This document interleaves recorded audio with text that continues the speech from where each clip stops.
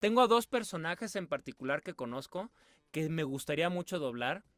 Uno es de un videojuego y otro es de A animación. ver. Porque se parecen mucho a mí. Uno es Bugs Bunny y el otro se llama Gex, porque es de un juego que se llama Gex Enter the Gecko, que es una lagartija.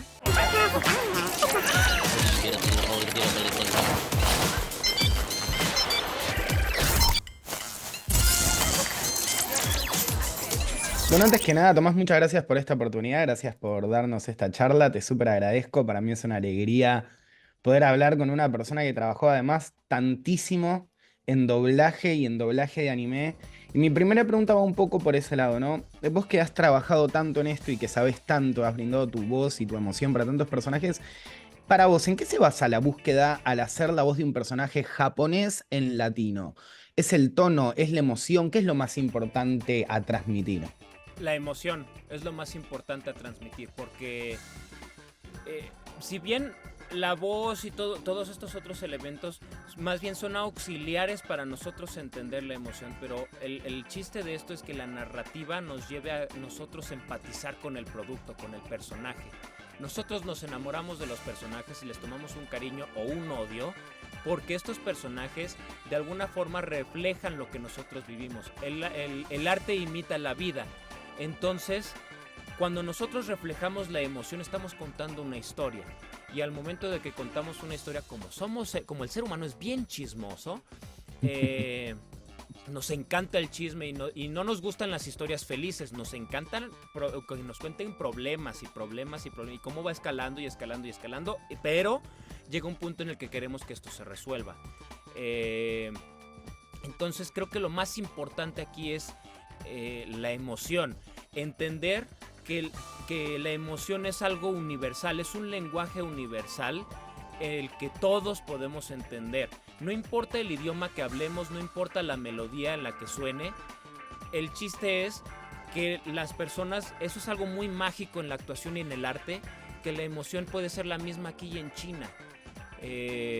Entonces, si nosotros entendemos la emoción de los personajes desde una empatía, desde las neuronas espejo, nosotros podemos replicar esa emoción para que al momento de nosotros escucharlo en un idioma que nosotros reconocemos, también podamos hacer esa misma empatía que en este caso pudieron hacer los japoneses con Reo y con Nagi.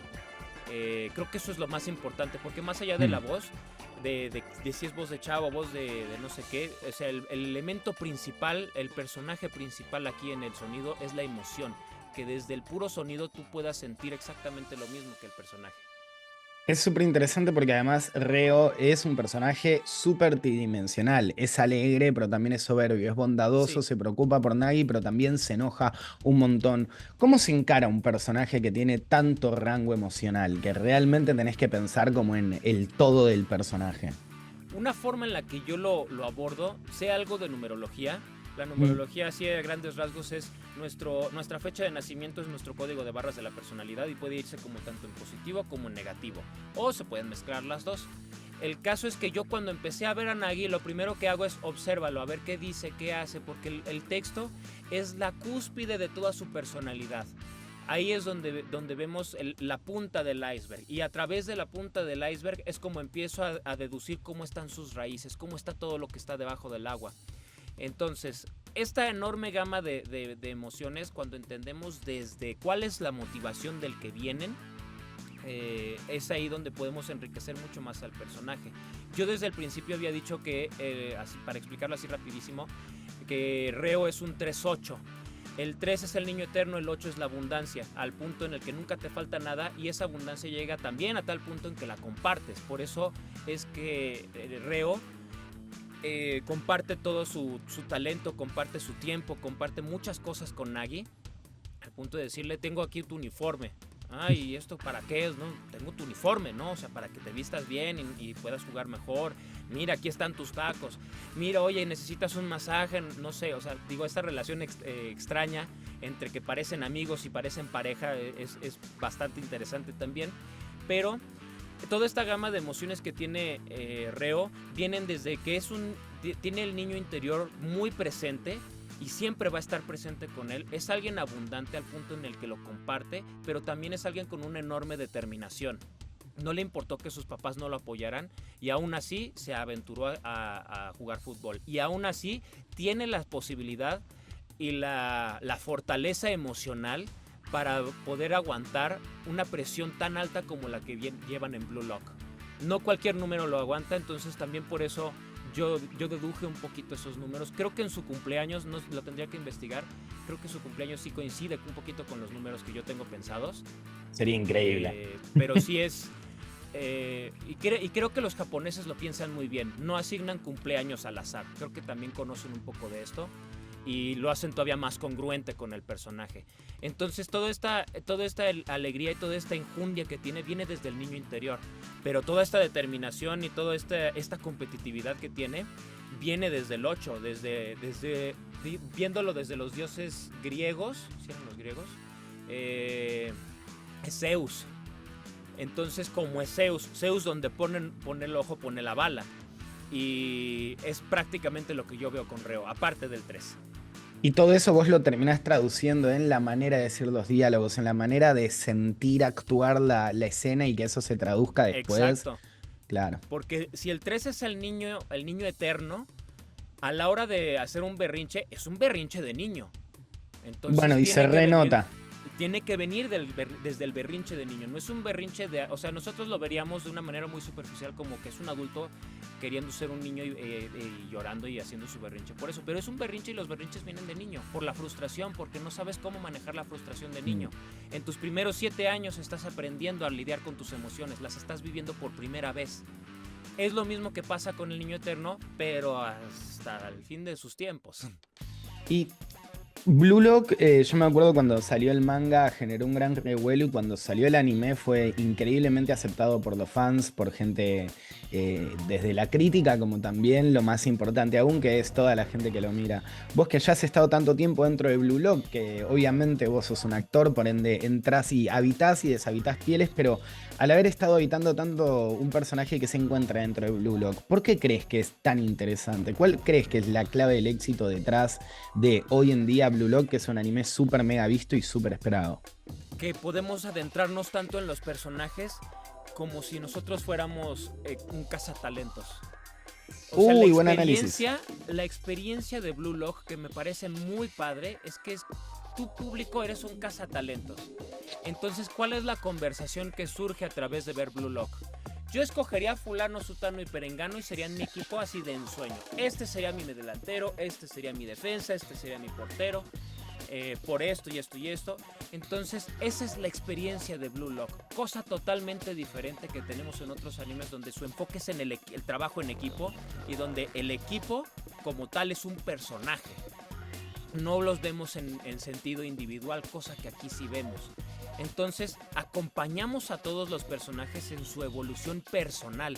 Creo que eso es lo más interesante de Blue Lock y particularmente de este anime, que es ver la evolución personal de cada uno de los personajes, tanto en talento profesional como en cuestión personal, y cómo la cuestión personal de repente se entrelaza con lo profesional y viceversa, y cómo afecta uno con el otro, porque si no estás bien en uno, el otro termina afectado también. O sea, si te enfocas demasiado en lo profesional, lo personal se ve afectado, y viceversa, lo personal también puede afectar lo profesional.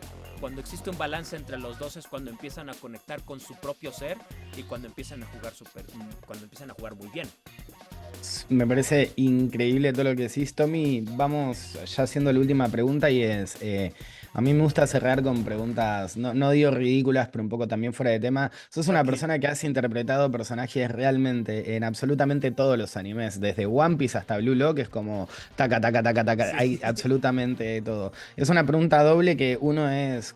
¿Cuál es un personaje que realmente hayas amado interpretar? Y la otra es más aspiracional, soñando, fantaseando. Si hay algún personaje que decís, me encantaría poder hacer el doblaje de este personaje.